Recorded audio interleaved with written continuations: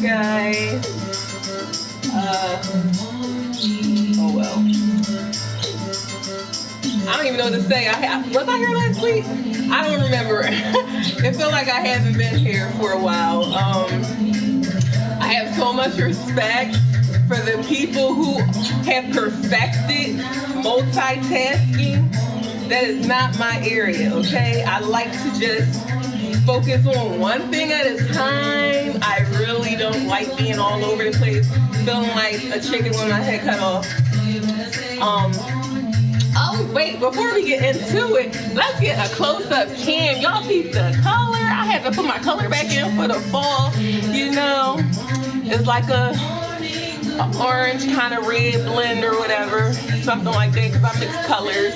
But yeah, new hair, who das, you know? So yeah, moving on.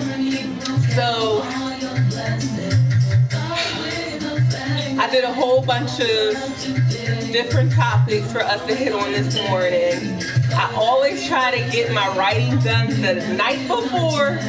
It never happens. I'm always doing it the morning of. I don't think that I've been on here my whole time yet. Maybe the first time I came on. I think it's like after 10 now, and I'm really like pushing for like 9. But we'll get it together one of these days. You know, one of these mornings I'll catch y'all a little earlier, but better late than never, right? So, y'all ain't doing anything. Anyway, good morning.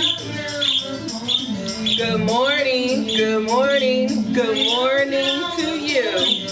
Are you having you a cup of coffee, eating you some eggs, you know, like what's going on? How y'all starting y'all morning off? Y'all starting y'all morning off still in the bed, you know, still chilling. You already up. So, I'm gonna go stop this song.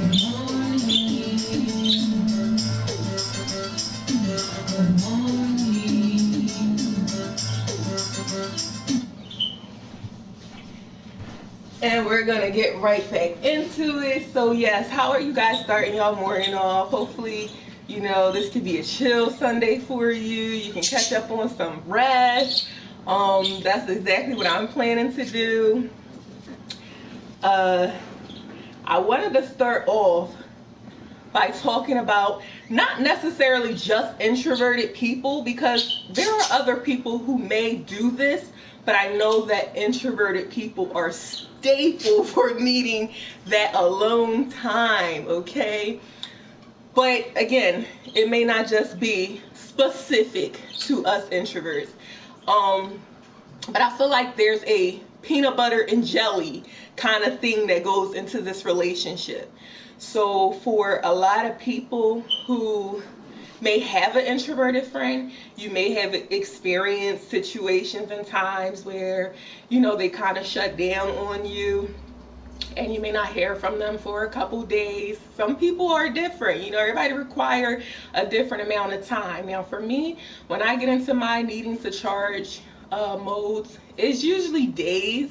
However, there are some people who may need weeks. There are some people who may need months. You know, you just never know what type of person you're dealing with. We all have our different, you know, times that we need to tuck away for whatever reason. And sometimes it's just a little recharge that's necessary. Sometimes it's for a moment of peace.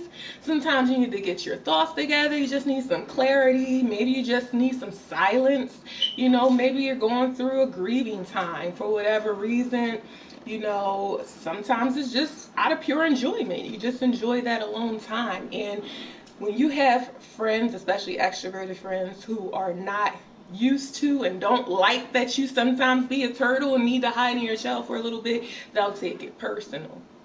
So one of the things that I would suggest to make this relationship come together, like I said, peanut butter and jelly, just make it work very great, is extroverts to have the understanding that this is a requirement. It's not something that we are just doing because we just want to do it. No, it's actually something we need to do.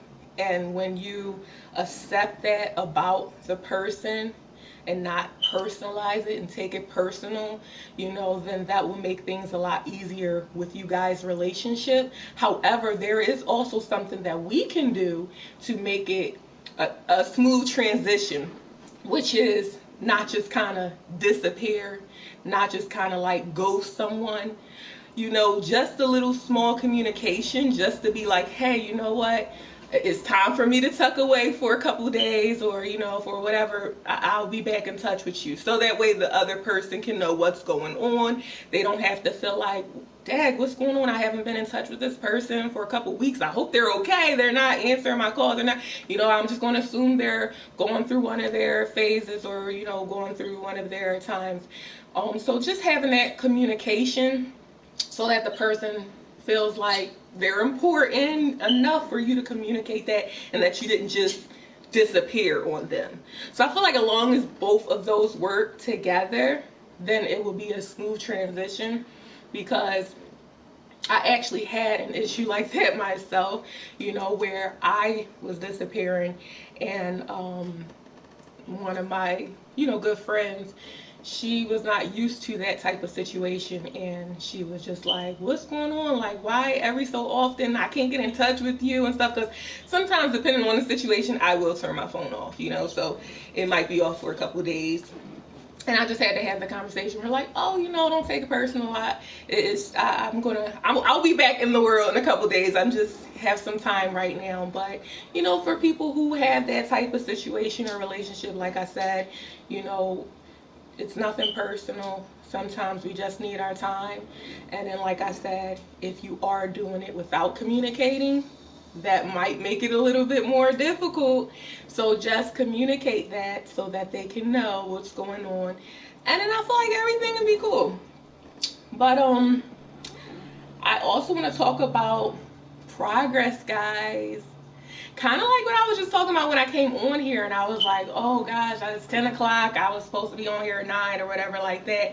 Like, don't be beating yourselves up when you don't necessarily make the progress that you feel like that you're intending to make. Because little progress is still progress. You're still moving towards the goal. You're still doing something. You know what I mean? Like, if it's raining outside, or even if it's raining outside and you put a jar out, of course the jar is going to fill quick. You know what I mean? Because the rain is coming down fast. If it's just drizzling and you still put a jar outside, is the jar not going to fill? It will. It might take a little longer, but eventually that jar is still going to fill, because every drop that hits, it counts. It still fills up to something. And a lot of times we get so caught up in only celebrating big achievements. I don't know what it is about us humans that we have this kind of mindset. It's like we only will celebrate the big, final goal. But sometimes giving ourselves that cheer along the way helps you to put that much like energy into the next thing. You know what I mean? So it's like, if you're in college and let's say you have, I don't know, you're in there for 4 years for whatever that you're going for, and then you're like, oh, you finished the first year. That's something to celebrate, but you're like, no, I'm not celebrating. I didn't finish yet. Like, I'll celebrate when I, finish 4 years down the line. But why not? You could have not, like, if you didn't finish the first year, it doesn't get you to the second year. And if you don't do the second year, it doesn't get you to the third year. So ultimately, all these little successes is the reason why you even have the big success in the first place. So I feel like that you should feel comfortable and confident celebrating that first year, because that was a big achievement. That was not hard. I mean, that was not easy. That was something that you should feel great about, and that you should celebrate all the little times along the way. And celebrate doesn't mean, go rent yourself a hall and, you know what I mean? Like, celebrate can look like anything, it could be anything. So, yes, you should definitely be celebrating all of your little successes along the way. Okay, because again, all of our progress, like, for some people, even the smallest things, it took a lot. You know what I mean? So keep that in mind. Uh-oh, it's time to do a boundary check-in. It's time to do a boundary check-in. So this is always one of the most important ones, because a lot of times we be letting people skate all over our boundaries, or sometimes we the ones do the skating on other people's boundaries. Let's talk about both sides now. So whichever side you are on the fence, it's time to check in and do some accountability and see, you know, are you making yourself available? It's great to make yourself available, but you don't want to overdo it to the point where now these people are not appreciating you. They're taking you for granted. They actually get an attitude if you tell them no, because they was just so locked in that you was going to come through and do this thing, because now and again it's an expectation, you know, because you're just so readily available that they don't even look at you as a flip of a coin anymore, the way how we do with other people. Like, okay, shoot, hopefully they gonna do it, you know. No, they're like, oh yeah, they gonna do this. So the moment you say no, what? Like, they got a whole attitude that you got a life. You know, so you have to make sure that you can still be a giver. You can still be a selfless person. But you got to make sure that you are not leaking into a category where you're becoming a pushover, where, you know, people are taking advantage because you're so nice, so available, so this, so that, whatever. So yes, make sure that you're checking, doing that boundary check-in and saying, you know, do I feel good where my boundaries stand? Like, you know, and if not, you still have to do some rewiring, some retinkering. And you know, rewiring, it sounds easy. Like, I'll just go in and do some rewiring. But a lot of our wires have been, you know, put in place from childhood. So that's not going to be that easy to just go in and, you know, unfortunately we're not really robots where we could just undo this wire and just put it over here. It's not that simple, you know. So that's where things like, I guess, therapy and, you know, outside sources to help us with the rewiring progress. And if you are not someone who is possibly looking for a third party outside source, then you have to figure out in what way you will be able to do this with yourself, because you can't live that way forever. You know what I mean? So now that we've done our boundary check-in, we want to do an ego check-in, okay, guys? Like, we're going to hit all of this stuff. So it's time to do the ego check-in. We have to make sure that our egos are not holding us back. If we are more focused on what others think instead of what we have to do to move forward, setting ourselves up, it's going to be very critical for you to not make decisions based off of other people. Some examples: you know, you're in that car lot. You know what car you can afford, right? But, dang man, I don't want to get this car that's an older model. All of my other friends, they got this year. I'm the only one still been driving this year. Like, if you're still in that type of mind state, and so now you're going and getting something out of your range to keep up with the Jones type stuff and making your life more difficult, that's ego. That's not, you know, being responsible. That's not going to help you move ahead. If it's time for you to buy a house and you're kind of using that same thing, all of my friends already, you know, they you know, left me here in the hood and they out in the suburbs. I'm still here. I don't want to be here anymore. Okay, that's if that's how you feel, if you have not put yourself in a situation to do it and you're just like, no, I just want to make this move because I want to be out there too, and you were not financially ready for this type of situation, but you want to feel part of, that's ego. You have to make decisions that are competent, things that actually make sense. You can't just do things because it looks good on paper. It has to make sense, or you're going to be stuck scrambling. That house going to get foreclosed. That car is going to get a boot. So you have to make sure that the things that you are doing are going to help you actually move forward in life, and that it's not going to hold you back. Also, you know, a lot of people who like to keep up with like name brand clothing. So if that's something that you want to do, if that's something that makes you feel good, do you have the means to do it? So if you're doing it in a way where it's stressing you out, it's probably not the best decision. But let's get off of things as far as like houses, cars. Let's use people for an example. There's some people, when it comes to ego, who might be stuck in a relationship that they don't even want to be in anymore, but their ego won't allow them to get out of it because they untalked all of this junk, all of this crap about how everybody else's relationship failed except for theirs.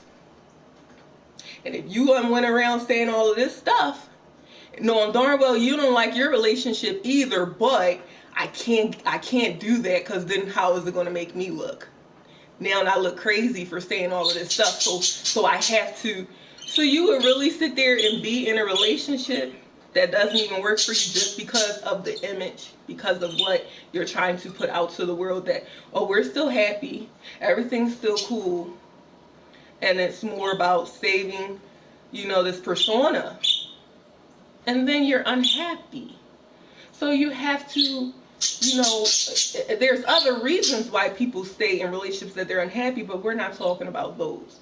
We're talking specifically when there's an ego involved and you're more concerned about the image you're putting out to the public, and that is a sad situation to be in when that's the reason why.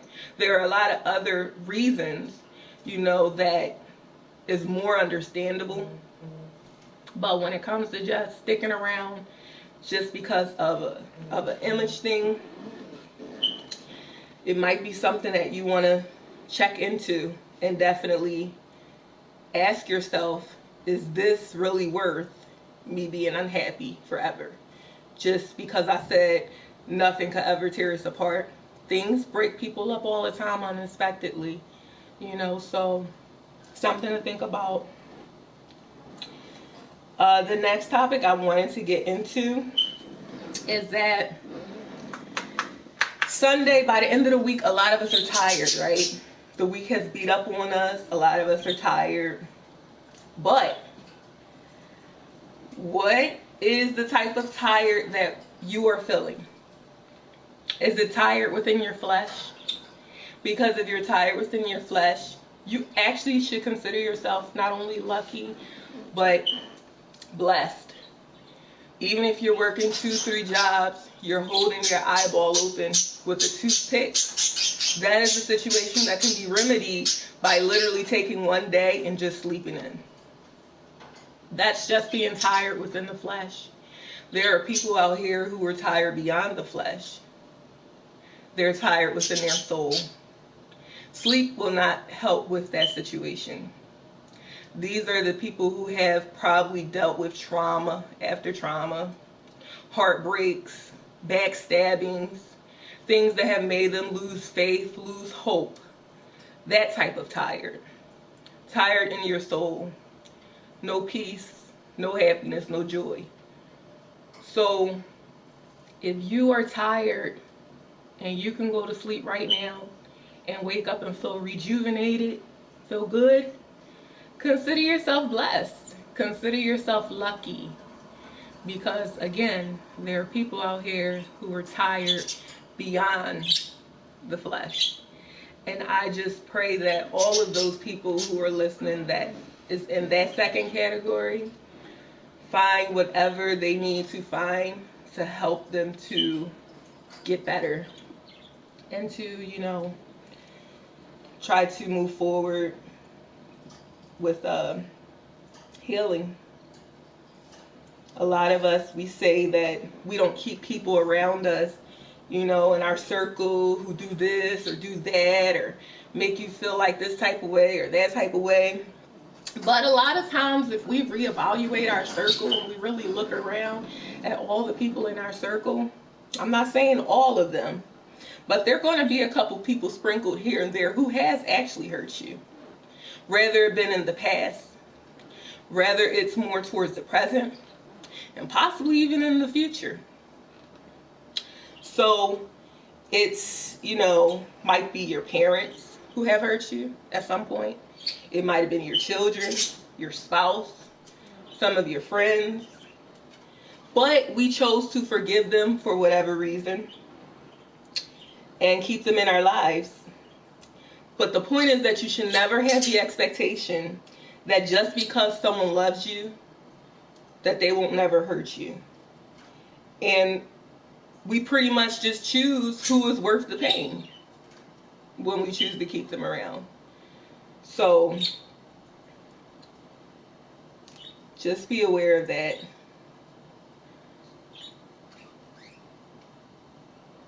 But you guys, I really want to take some time later today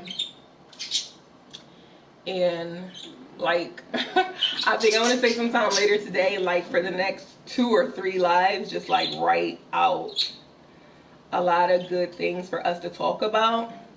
Because whenever I come on scrambling like this,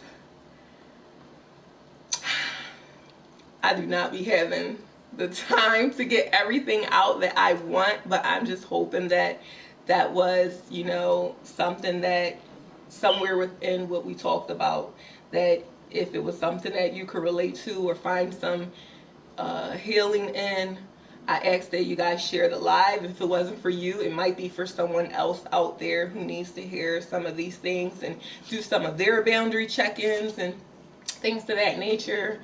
And I really hope that you guys enjoy the rest of your Sunday, enjoy your weekend.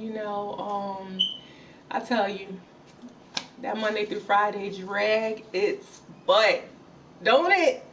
And then that weekend just fly, or whatever days, because not everybody is Monday through Friday. You might be off Tuesday and Wednesday, or whatever days that you're off. Them days go so slow. It's ridiculous. It really is. So, yes, I'm going to be chilling out the rest of this day.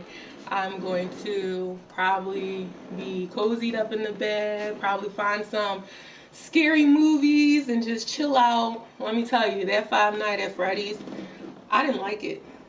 I really didn't. Now, I know that it's a video game, so maybe because I don't play the video game, never played it, never even watched it, so I don't really have the backstory, so maybe that could have something to do with it. However, this has nothing to do with that. This has to do with the way they set the trailer up. And I feel like that the trailer was misleading, only because the trailer had just action back to back, this, that, and the third. So I thought it was just going to be the type of horror thriller, and then it wasn't. It felt like it was more story than actual action. It was so dragged out. I wasn't a fan of it. And I like my action to be very action. I don't really like scary movies or thriller movies where most of it is just story and no action. It's what the heck is going on? Somebody got it. No.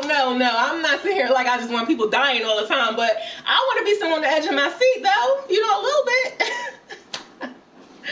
So yeah, no, that was a no for me. For me, it was a no. But you guys finished, doing whatever you was doing. if you get a chance to see this live, thank you for tuning in. Hopefully you share it.